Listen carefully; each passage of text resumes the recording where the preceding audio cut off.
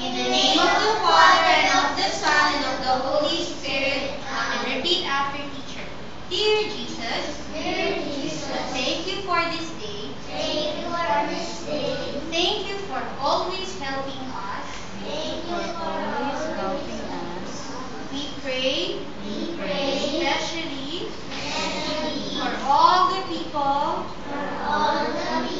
who got hurt, who lost their homes, who lost their loved ones during the typhoon. Please help them. Thank you, Jesus, for all your love and guidance. Amen.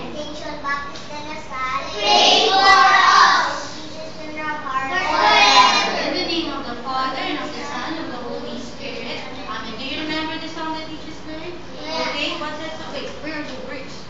Here. Oh. Let's sing, huh? Let's pray to Jesus. Okay, one pray. I'll sing it. Jesus, come. Very good, man. You sing. To pray.